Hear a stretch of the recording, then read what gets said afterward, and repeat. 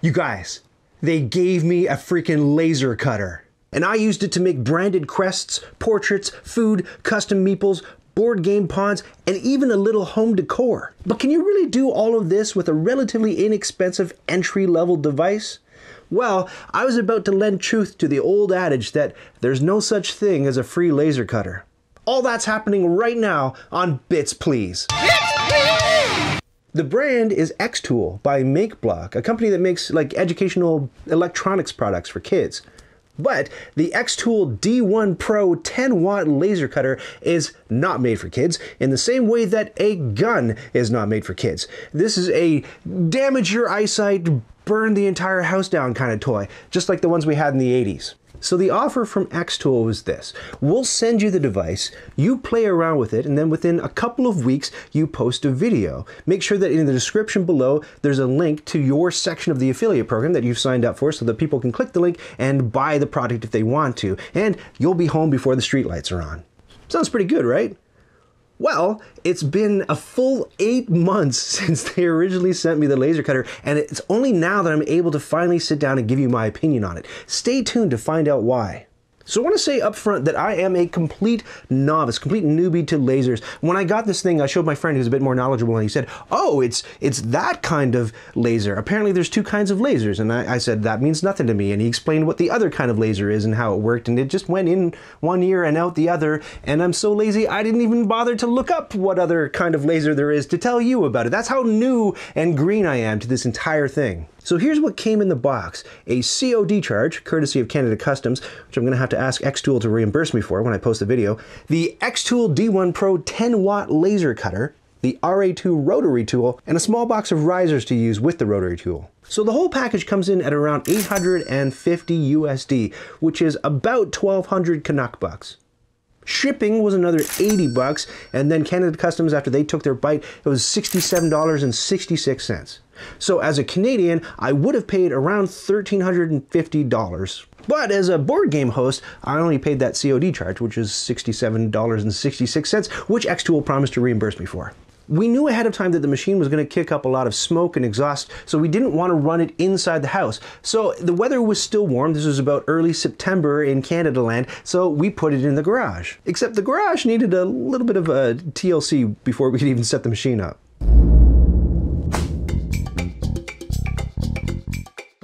Setup was a breeze. The manual was really easy to follow. It was laid out in really clear steps. It was translated from Chinese into English, and not expertly, so a few sections felt a little bit unprofessional, but it was enough to get me going. You basically have to put on a pair of Bermuda shorts, assemble the frame, plug in a bunch of delicate cables, attach the laser module, and then you're good to go. But here's where the hidden costs of operating this machine start to creep in. xTool's laser cutters work with a free piece of software called the xTool Creative Suite, or XCS.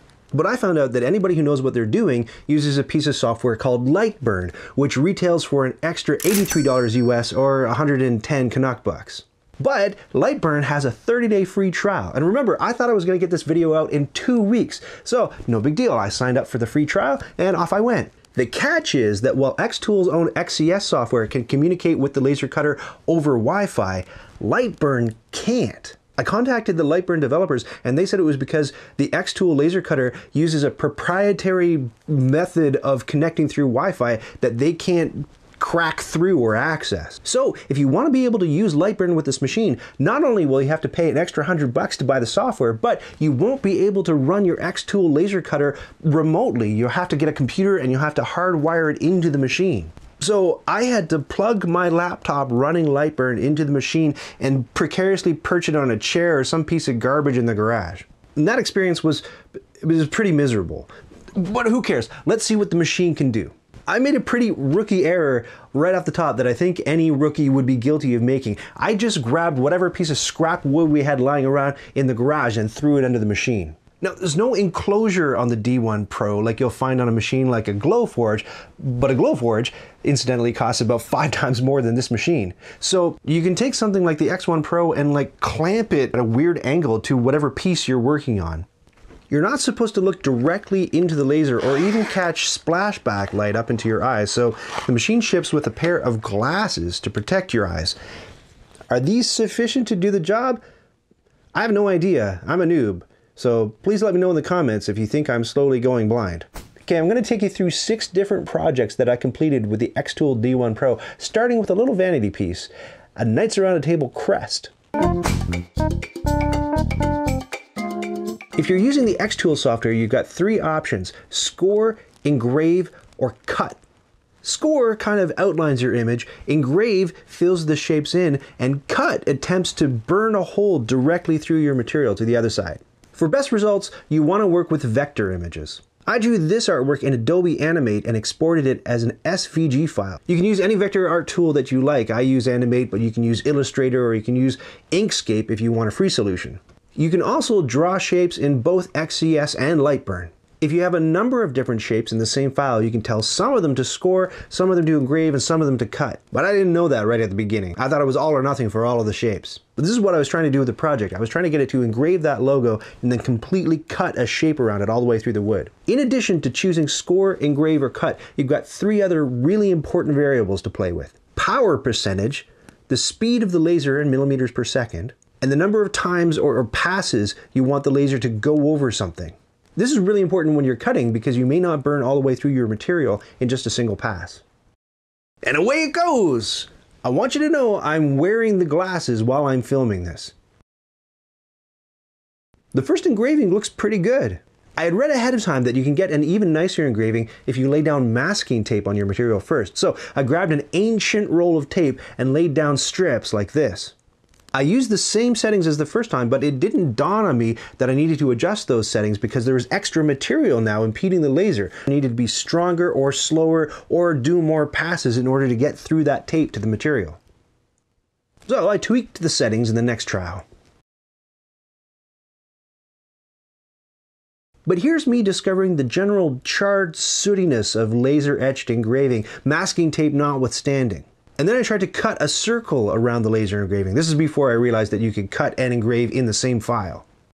Nope, didn't make it through. This was my first experience trying to cut through glued plywood. It would not be my last. If your power setting's not high enough, your engraving looks like this. Let's try to cut a circle around the botched logo. Did it make it through? It did not, but it made a good dent in the scrap wood beneath. This is why you don't want to run the laser cutter on any precious family heirloom furniture you've got kicking around. I could kind of push through it because it was almost there, but then I got some rough, splintery edges where the laser didn't make it all the way through. This was my first attempt at cutting more of a shield shape, but as you can see, my settings weren't right and kind of scorched my material. You know, it's just a lot of trial and error. And if you try to cut a shape that doesn't go all the way through, you've wasted that piece of material because, frustratingly, the laser won't return to the origin point where it started the job and run the routine again. You've just pooched that entire piece of wood or metal or leather or whatever you were trying to cut on, which seems really wasteful to me. And it's a really accurate robot, right? So it doesn't seem to me to be too programmatically difficult to tell it to return to the exact origin spot where it started so that you can run it through for a few more passes and hopefully cut through the material. This was my first big beef with the machine. But my second beef was so massive it completely eclipsed that complaint. The machine hates it when one of 2 things happen. When the laser module hits something, like an object or the edge of the frame or some kind of obstacle and it can't move. Or when a flame erupts inside that little orange enclosure and you're at the risk of burning your house down. These are 2 very different problems with very different solutions, but maddeningly, the D1 Pro uses the exact same alarm sound for both problems. And the alarm sound is quite possibly the worst noise on the entire planet. I knew that I should probably pick up some proper project wood if I was going to run this thing, so I grabbed these thin birch plywood sheets. And that's when my problem with the alarm started. It was a new material and I didn't want to waste a whole bunch of it like I did with the scrap piece. So I whipped up a template project with all these boxes and numbers inside. And for each box, I told the xTool creative software to run a different number of passes, a different power level, and a different cutting speed, just so I could get like a baseline for what the right settings for engraving and cutting this particular material was. Look, we definitely made it through the wood, but not all the way through. I thought box number 7 showed the most promise, but box number 6 was the one that popped out without a fight. So I tried my crest print again, and on the second pass of that shield shape I was trying to cut out, Okay, so what's up? Are my settings wrong? Did I burn too much wood and trip the fire alarm? Because it can't be the limiter alarm, right? The laser module isn't hitting anything and it's nowhere near the edges of the frame. I was stumped, but it kept happening. And it was the same problem as when it couldn't cut the wood all the way through. If the alarm got tripped before it finished the job, I couldn't restart it. I had to position the laser module to a new section of the wood and start the job all over again. Here's where I caught it in the act. Look, the laser's not hitting anything and there are no obstacles in the enclosure, yet the alarm still goes off. So I had a big problem. I couldn't finish any print jobs because of that alarm, and xTool was expecting a video from me in a couple of weeks. This was in mid-September and the temperature in the Greater Toronto area was dropping. So I wrote to xTool for support and I sent them some of the video footage I shot. Now, I don't know if my support request was treated like regular guy support or like the support request of a guy who's trying to make a promotional video for their product on YouTube. But either way, I asked them about this on September 22nd and I didn't hear back until November 18th. And in those weeks, the weather got colder and colder and I couldn't comfortably do anything in my garage anymore because it was freezing in there. When I finally heard back from xTool about this, they just gave me some vague advice about making sure that no loose piece of the equipment was tripping that limiter switch. Leave it to my brilliant wife Cheryl to solve the mystery. She noticed that the plywood we were using was slightly warped.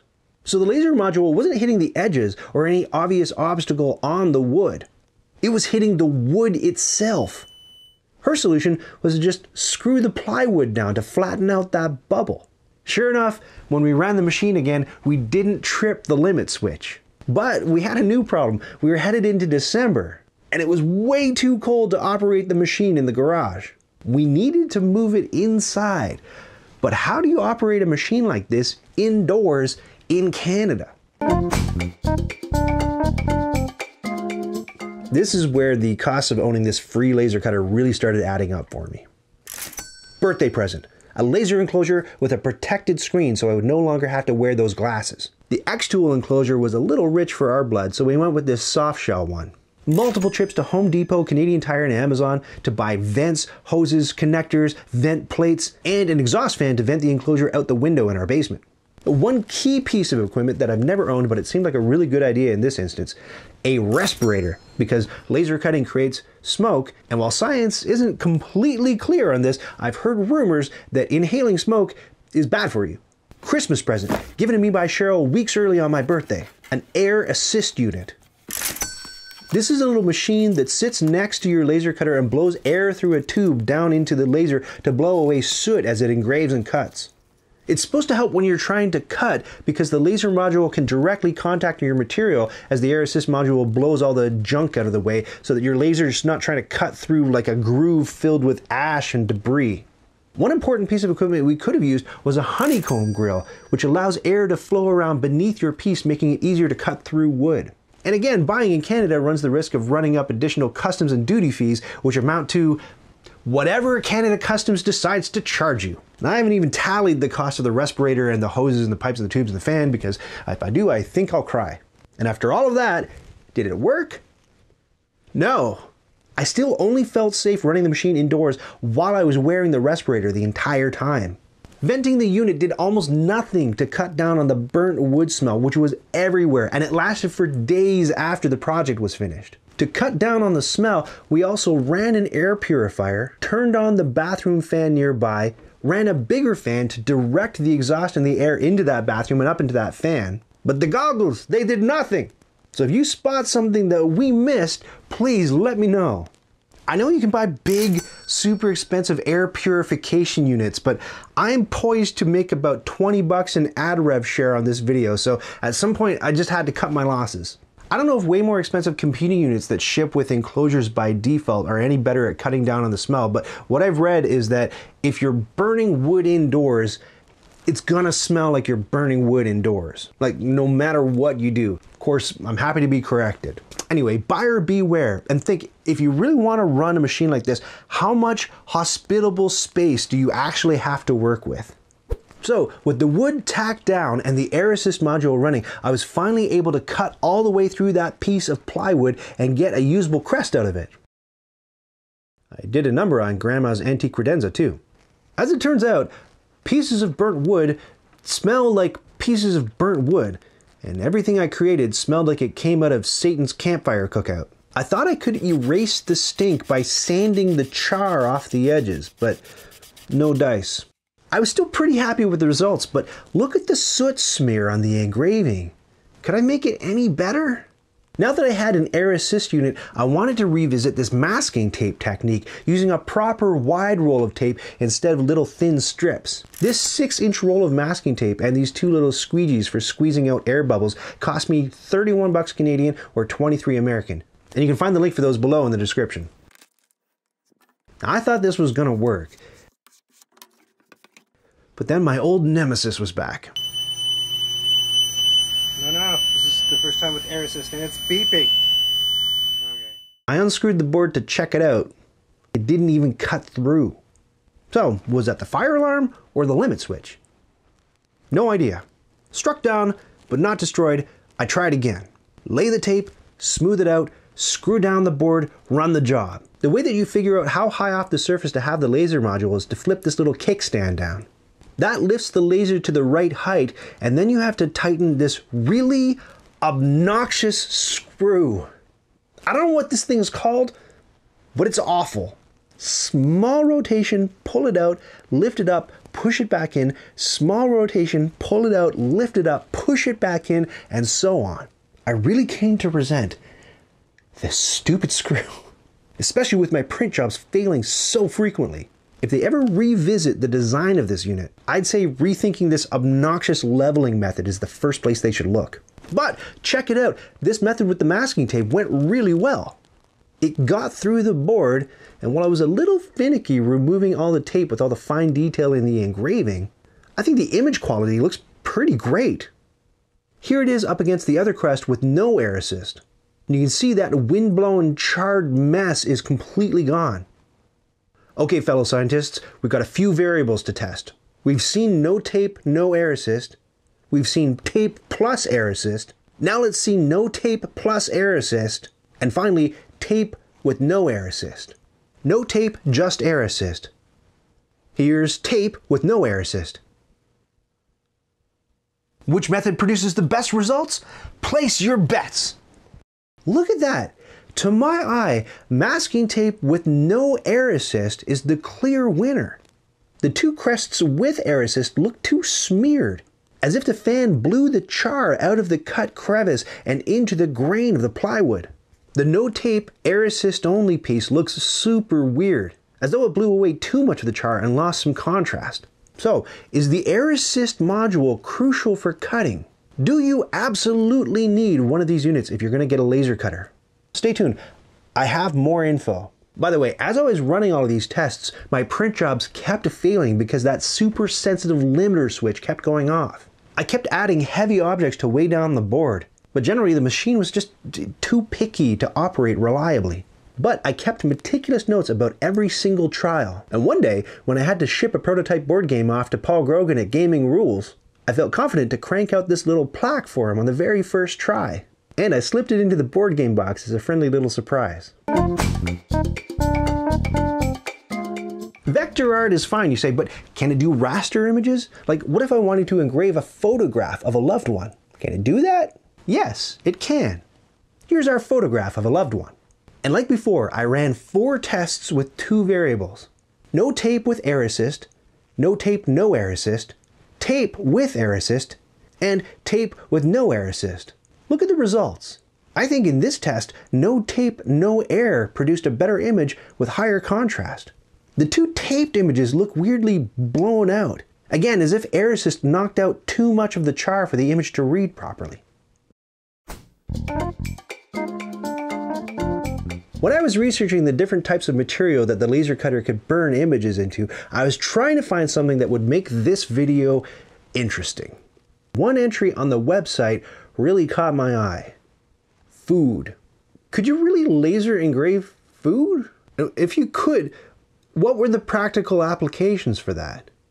In New Mexico, In 1977, Maria Morales Rubio was making breakfast burritos for her family when something incredible happened. The image of Jesus Christ, God made flesh and Savior of all humankind, burned itself into one of her store-bought flour tortillas. When word got out about this miraculous appearance, hundreds of people came from miles around to see this tortilla. And the pilgrimage continued for decades. And I think it's a real shame, because it meant that that miracle could only be experienced by certain people at a certain time and place and a certain point in history. Or only for the people who had the financial means to travel to New Mexico to see this image of the Messiah. If only there was a way we could democratize such a miracle, automate it, mass produce it, so that people the world over could witness this stunning miracle for themselves.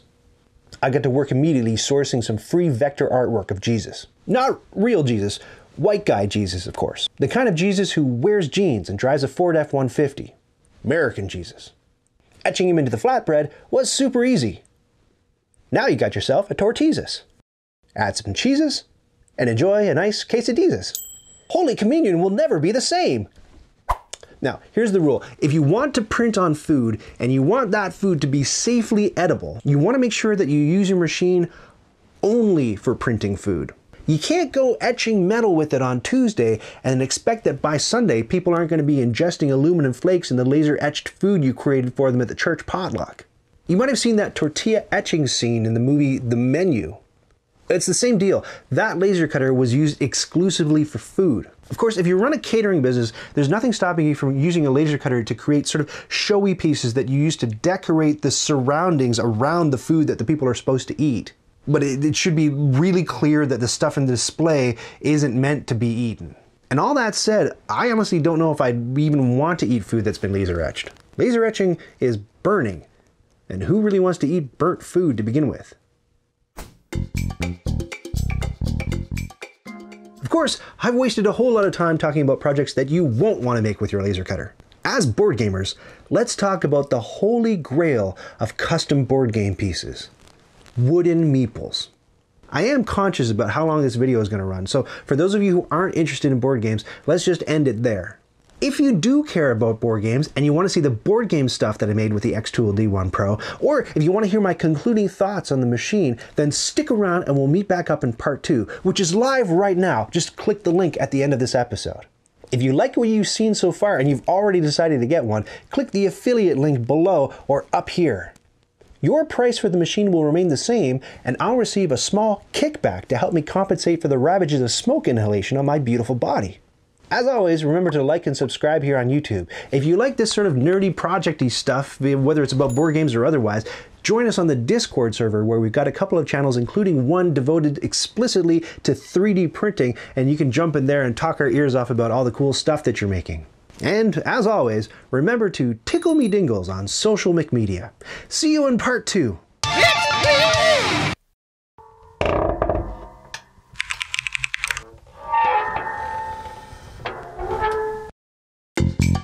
Did you just watch that whole thing? Oh, hey, to 100% this video, click the badge to subscribe, and then click the bell to get notifications when I've got new stuff.